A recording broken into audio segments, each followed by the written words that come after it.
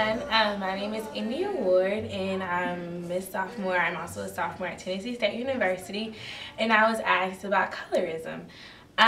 This subject really hits home. I don't even like talking about it because before I went here, I lived in Kentucky. I'm military, so I moved from state to state, but I really went through issues with being too dark.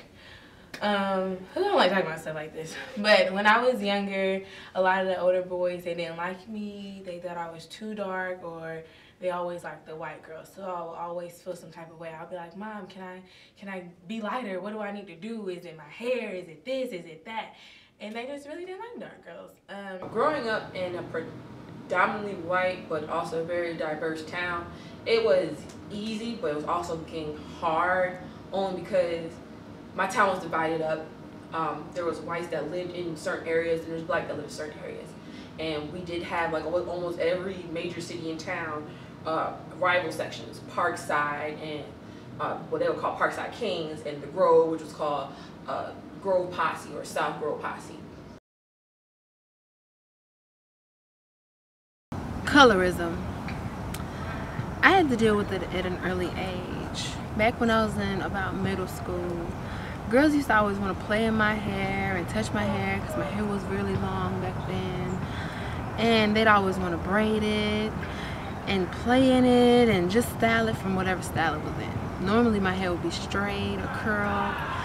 And I get home and my grandmother would ask why the bow's off my hair, or why is it braided still, or if I had it taken down it would be all puffed or out of style. She'd be like, why is your hair like that? Well, Granny, little girls used to want to play in my hair. Girls were playing in my hair. And she said, stop that, because girls would get jealous of you because you're a pretty girl and they might not have a lot of hair, and don't let a whole lot of people play in your hair. I really haven't been teased or anything about my color. I've always been comfortable with the color that I am.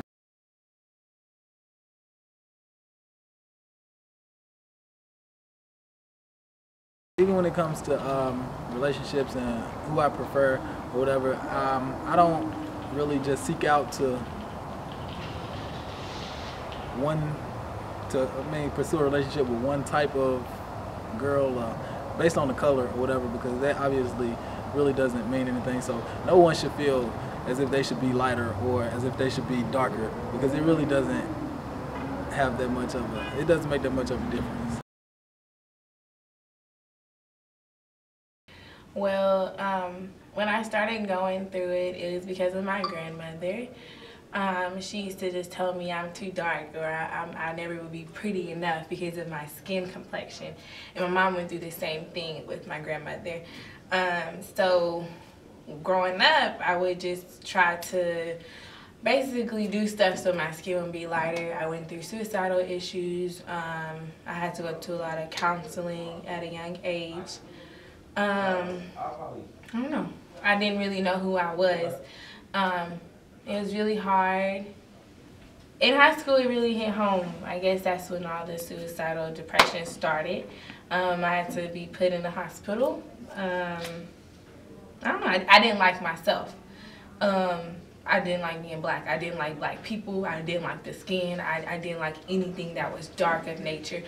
I didn't like my hair. I had weave down to my butt. I felt like I had to be light skinned. I felt like I had to be white. I felt like I had to meet this standard to get approval from certain people. Because it's difficult when your family members are telling you you're too dark, and then you hear it from boys, you're too dark. So it was really hard. In high school, I was very promiscuous. Because I was looking for love in the wrong places, because I felt like nobody liked me because I was too dark. So wherever acceptance was is where I went. A lot of bad things came from that, and good things too. So colorism, that's a very touchy subject for me. I don't like talking about it.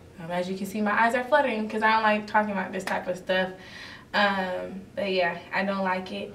But it's something that's the past I went through. I'm good now, and I love helping and empowering other young women about it. And I think that is something that as black girls, we have to know who we are on the inside. And you have to have somebody telling you that you're beautiful, your black is beautiful. Black is just a color, white is a color. So we are all different shades, but your shade doesn't make you who you are. And it took a while to figure that out. I envied people, I envied myself. I didn't like looking in the mirror. I would try to scrub my skin thinking it would be lighter. I went through it all, but I don't know, God worked it out in the end. I've actually have been turned down because of my color, because you know, during the adolescent stage you usually want a play boyfriend or something, you know, puppy love and stuff like that. But you know, a lot of white men, white boys I should say, that I went to school with, they weren't really accepting to African American women. Now when I got to high school, you know, it was a couple of white guys that wanted to talk to me just because I was black. And you know, they wanted to just, you know, split the oak one good time.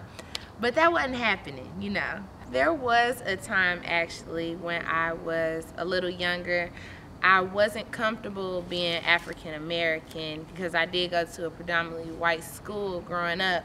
But you know, I've learned to thank God for who I am, you know, and all the trials and tribulations that I've been through. It helped me be able to understand being a black woman in a white man's world. So, you know, I've been able to grow from situations that I've been through. When I was in high school, I was very in love with neon colors. When I tell you neon green, neon yellow, everything was my color and I loved it. But people would laugh at me and joke at me and say, you too dark to wear those colors. And I never understood, you're too dark to wear something. Why does my skin tone or the color have to affect with what I want to wear? I didn't understand that. So when I was in high school, I would cry. I would come home and say, Mommy, I'm too dark. Or she would be like, well, what does that mean? You're too dark. Other issues were when I would ask guys, you know, to go to the dances and stuff. This boy actually told me, he was like, he doesn't date dark-skinned girls. So I didn't understand why the light-skinned girl, or if she was a shade lighter than me, she was more beautiful than me. That really hit bad with self-esteem issues. So growing up, I didn't like light-skinned people. I didn't like white people. I didn't. Because I felt like, dang, like, they don't like the dark skins. Well, what did we do so wrong? You know, I was just born my color. I didn't pick the color. That really hit home with me.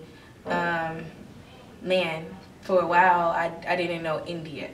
I had a name, but there was nothing behind my name. I didn't know. I would start dressing like other people so I can be them and get the attention that they got. But then it was like I was looking for attention in all the wrong places. I would lock myself in the bathrooms, try to cut myself.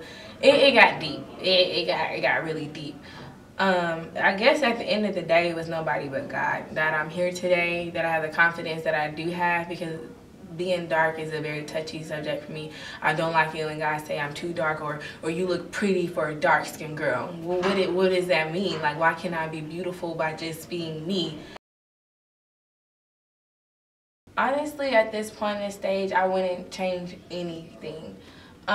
There's some things I don't like, but God created me for a reason. And the perks that I have and the bad things about me, they're there for a reason. So it's not even all about me. I just feel like I love growing stages. I don't like to fix every problem then and there and then just move on. I like to go through the growing stages so I can see where I was at, where I came from, and where I'm going. So necessarily, I really wouldn't change anything, but if I could go back in time and maybe fix up some issues, I definitely would be bolder about myself. I wouldn't let the weave define me. I wouldn't let the makeup define me or the outfits. I would be me. If I liked a tacky outfit and a sweater with leggings with the scarf and the this and that, then that's what I'm gonna do. It's all about your personality, being very confident, and I wasn't very confident. So I would definitely just be more confident in myself and know who I am. That's all about, is figuring out who you are, and that's the lifelong journey. You don't wake up and know who you are. So there's nothing that I would change, but like I said, I would just be more bolder. I would have more confidence, and I would be in love with me and not let anybody tell me what's good for me or what looks good on me. I would know what I want to do and I would go for it. The question was, does being a queen did it have anything to do with my self-esteem? Yes, it did. And it impacted. It started off bad and it went to good. Just growing up from hearing bad racial stories about me being too dark, I thought I wasn't going to be pretty enough to be a queen, honestly. I thought it was going to make me who I was. I thought it was going to make me have more confidence. It was going to make me prettier because I'm going to have pearls and my hair is going to be curled. And my mom asked me, she was like, why don't you wear your natural hair? And I said, what, Mom? A queen can't have nappy hair. My hair has to be long and curly.